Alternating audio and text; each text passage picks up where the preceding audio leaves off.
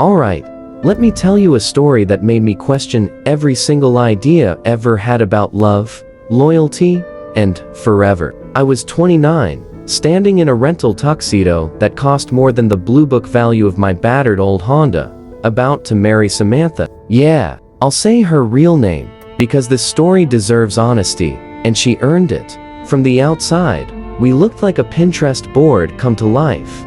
3 years of dating, a sweet mountaintop engagement, a carefully curated wedding full of flowers and tiny chalkboard signs with our initials. Samantha was perfect. At least I thought she was. Funny, sharp, magnetic.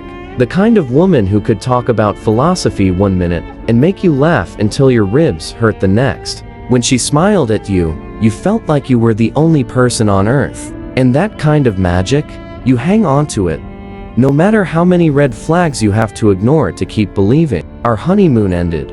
Real life began. And suddenly, the little things that used to be cute were weapons. She had a way of using silence like a blade, slicing me up with a look, with a shrug, with a nothing that meant everything. You ever fight with someone who says, "I'm fine," and you know they're about to burn your whole world down?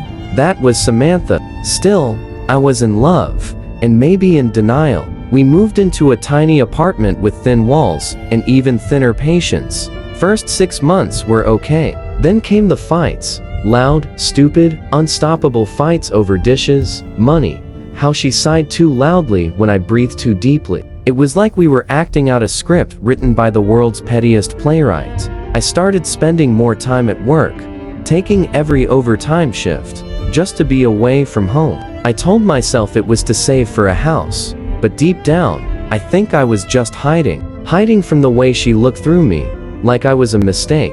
She was too embarrassed to return. One night, I came home late from work, stuck in endless traffic, gripping a half-wilted bouquet from a gas station. Samantha was on the couch, scrolling through her phone, not even looking at me. She just said, "You're late." No hug, no smile. It felt heavier than a slammed door. I tried to laugh it off, tossed out a lame joke about LA traffic, but she didn't bite.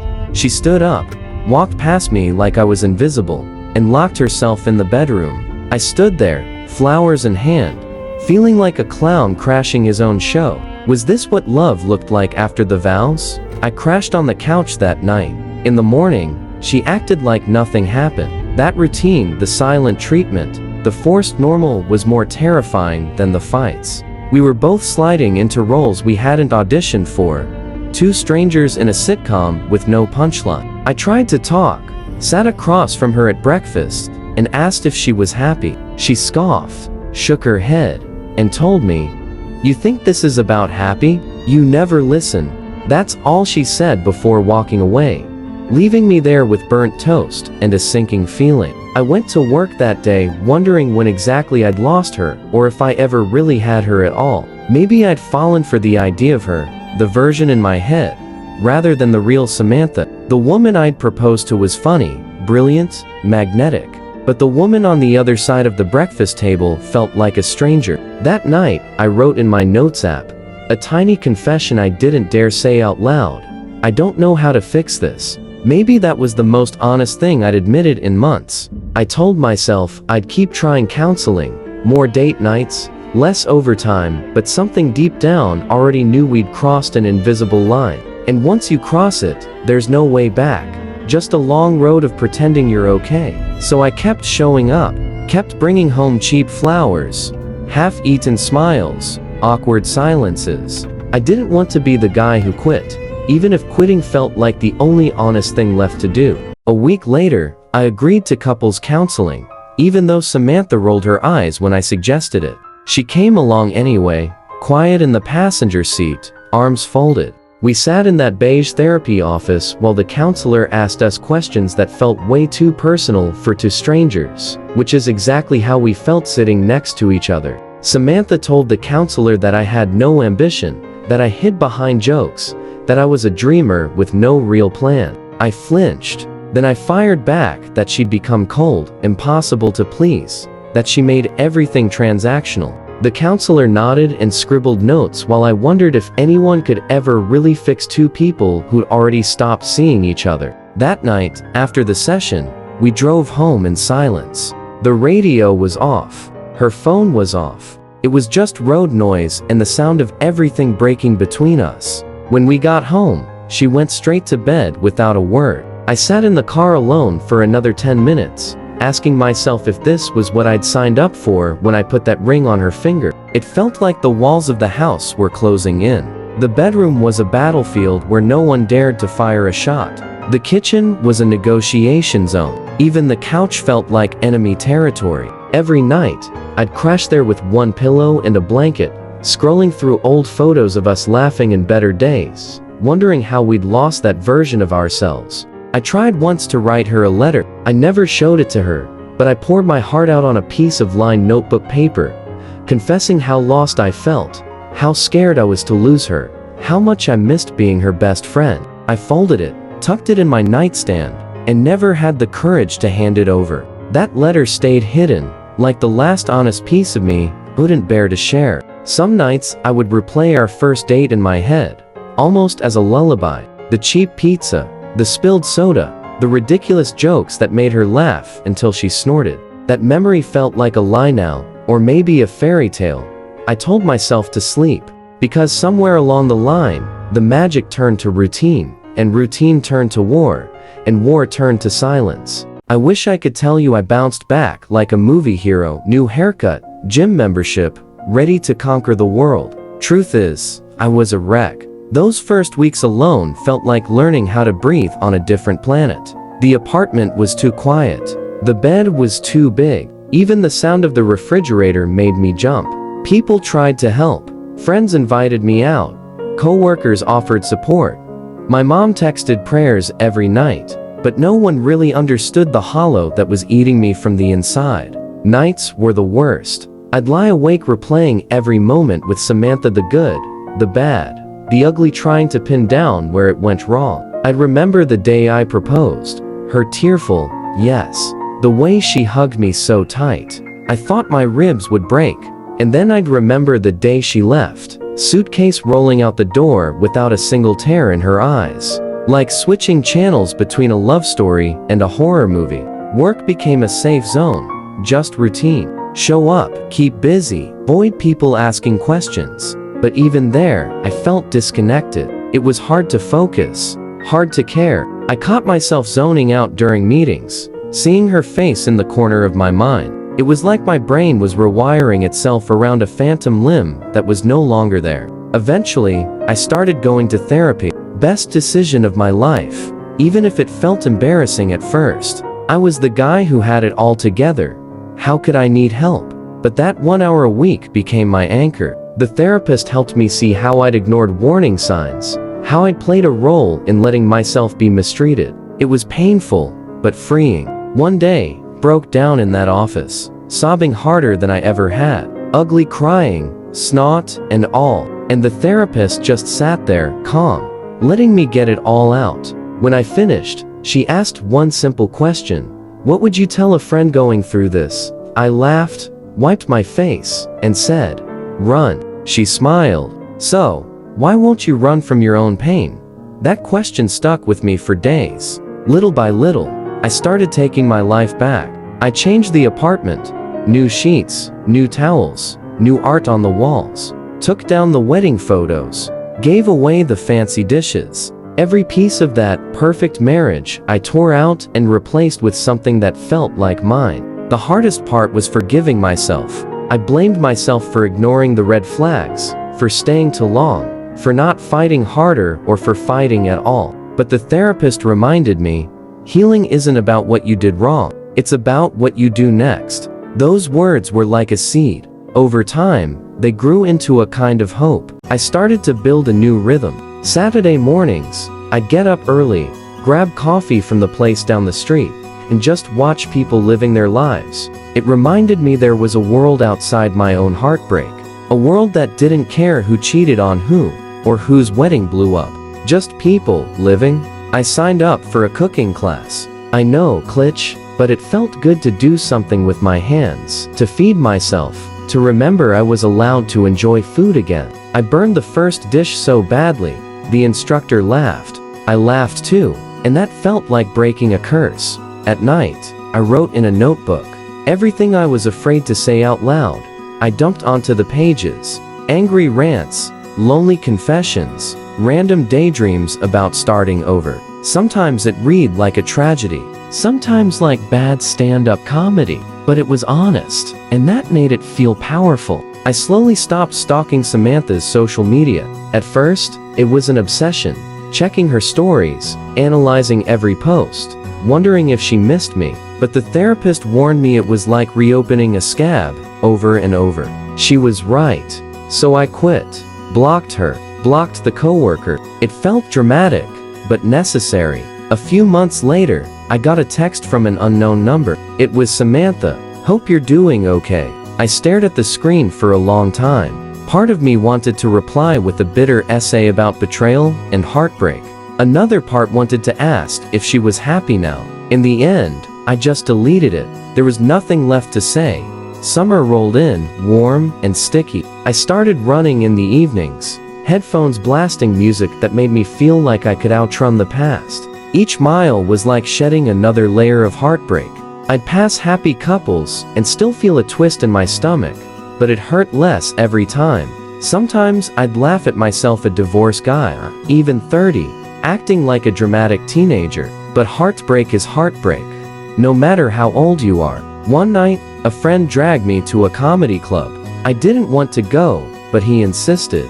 Halfway through the show, something clicked. The comedian was joking about relationships, and the whole crowd was howling. And I laughed too, really laughed, like my lungs had been given back to me.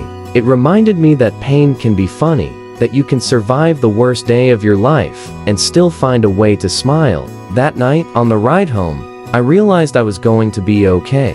Not magically healed, not fixed overnight, but okay. If you told me on my wedding day that I'd be sitting here a year later, single, writing in a notebook, with half my life packed into moving boxes, I'd have laughed you out of the room. But life is weird, painful, beautiful, messy, and even though I'd lost so much, I had gained something too.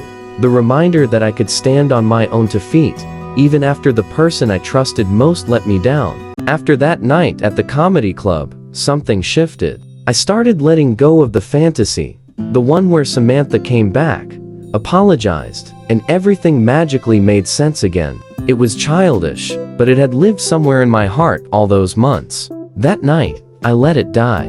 Instead, I started thinking about what I actually wanted. A partner who respected me. A home that felt safe. Peace, even if it was quiet and a little lonely at first. I deserved that.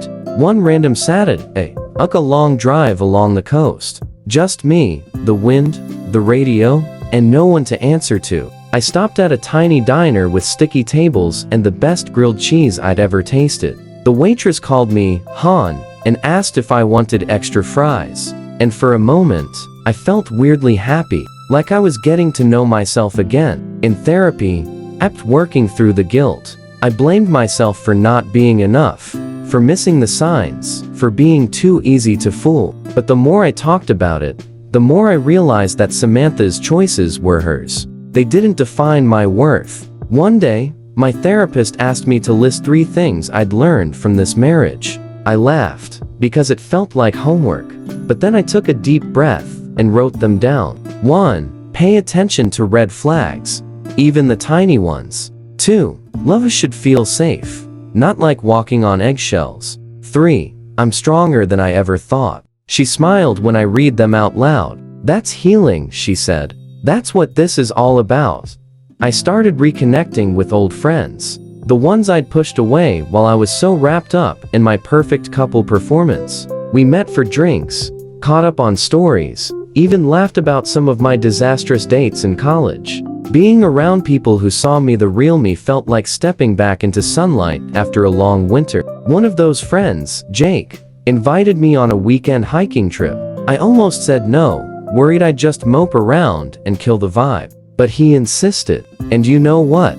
It was incredible. Just fresh air, muddy boots, campfire smoke, and easy conversation. Nobody asked me about Samantha. Nobody judged. I could just exist, without the label of the guy who got cheated on. At night, staring at a million stars, I realized I had survived the worst day of my life. It didn't kill me. It didn't even break me, not completely. Slowly, started dreaming again. I made plans for a solo trip next year. I saved for a new couch. I even toyed with the idea of adopting a dog. A goofy rescue with floppy ears who wouldn't lie to me ever. It was like building a house brick by brick. Not the flashy dream castle I tried to build with Samantha, but something solid, honest, and real. A few months down the line, I finally felt the courage to clear out the last of Samantha's things. It had been gathering dust in a box in the hall closet, a graveyard of memories, leftover wedding invites, a half-broken hairbrush, an old scarf she'd left behind. I took each piece out, one by one, remembering how they'd once seemed precious, then tossed them in a trash bag. No tears, no dramatic music, just relief. I realized how long I'd been carrying that box, both in my apartment and in my heart. Letting go of it felt like lifting 1,000 pounds off my shoulders. That night, I slept deeper than I had in months. Around that same time, I started dipping my toes back into dating. Nothing serious, just coffee dates, random chats, learning how to talk to women again without feeling like a wounded animal. It was awkward as hell at first. I stumbled over compliments, told bad jokes, even spilled tea on one poor girl's purse. But she laughed. And so did I. That moment showed me I could still connect, still be human, even after everything. There was a woman named Emily who caught my eye at a book club. Yeah, I joined a book club. Who even was I anymore? But it felt good, surrounding myself with stories instead of heartbreak. Emily was smart, with a laugh that felt like warm sunshine. We talked about everything from bad horror movies to our worst travel fails. She never once made me feel small or judged. We met up a few times, slow and easy.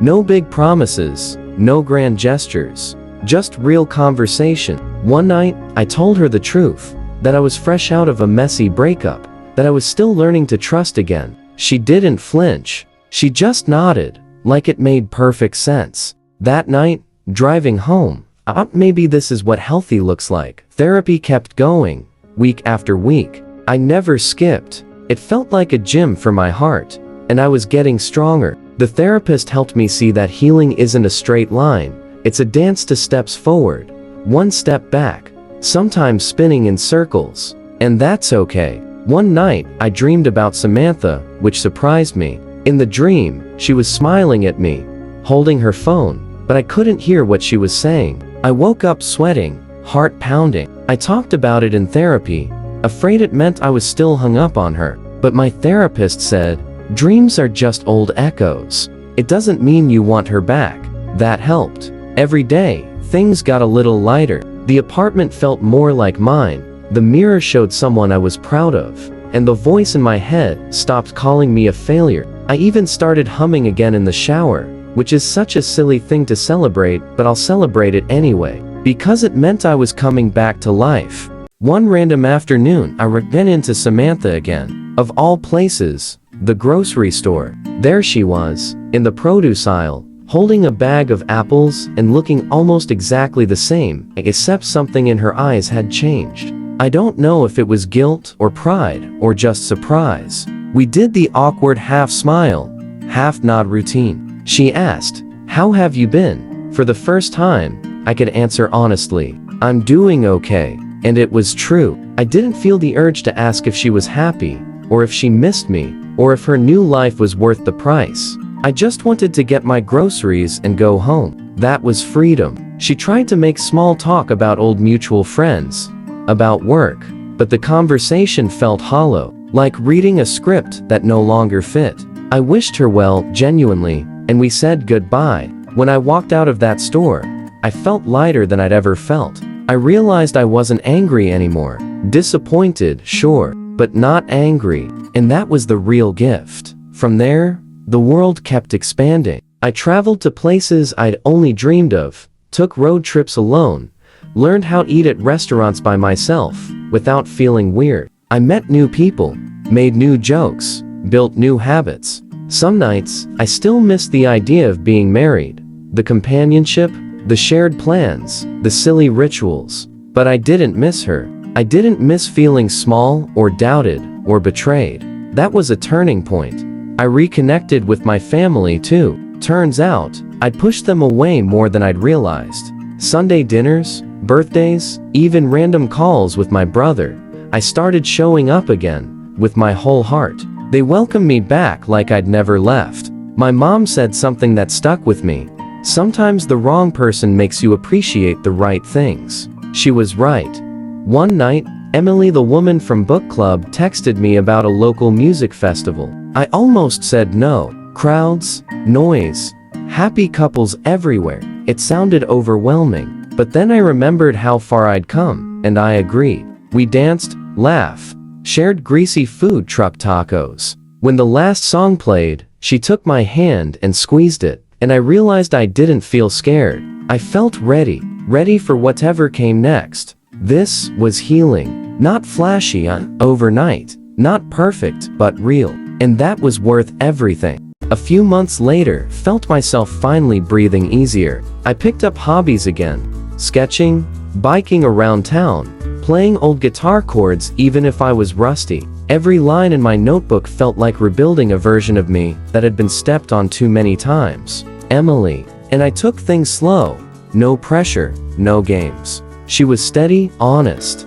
Never made me feel like I had to earn her kindness. And that was different. It was good, different. There was a comfort in her. Not fireworks, but a campfire. Warm, dependable, something that stayed. Sometimes, we'd trade stories about our messy histories, and there was no judgment in her voice, only understanding. I told her how I'd failed at my marriage, how I'd ignored the signs. She listened, nodded, and didn't try to fix me. That alone felt like breathing fresh air. One day, I found my old wedding ring buried deep in a drawer, collecting dust. I turned it over in my hand and felt nothing. That was progress. It was just a piece of metal.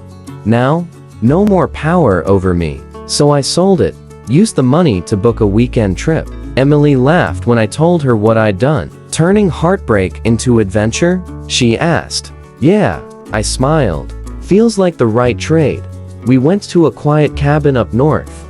Nothing fancy, just wood floors, a warm fireplace, good coffee. On the second night, I stood outside on the porch, breathing in the cold air. I felt grateful, not because life was perfect, but because I'd survived. I'd made it through something that once seemed impossible. I finally understood that healing isn't about pretending it never happened. It's about carrying the scars like badges, a reminder of what I'd survived, and what I'd never settle for again. I was no longer the guy clinging to a fairy tale. I was a man rebuilding, step by step, choosing peace over chaos. And that felt damn good. These days, I still catch random flashbacks. A song, street, a certain brand of cologne. And yeah, it still stings for half a second, but then I remember the truth. I walked through hell and made it out, on my own feet.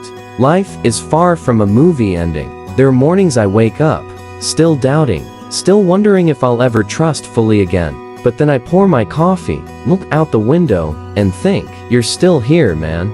You made it. Emily is in my life now, and it's solid, honest, no illusions. She never makes me feel like I'm competing for her approval. I'm just enough. That's worth more than any fireworks or fairy tale wedding photos. Sometimes I think about the kid in that rented tux, standing at the altar with shaking hands, believing in a perfect forever. I wish I could tell him, you're gonna be alright. You'll lose more than you imagined, but you'll gain yourself. And that's the real win. I'm not the same man who wrote cheap love notes on his phone to fix a broken marriage. I'm the man who burned those notes, packed up, walked out, and built a better life brick by brick. If you're hearing this, know this, you will survive too. Heartbreak feels like a wrecking ball, but it clears space for something real. Listen to me, don't let this story die with you.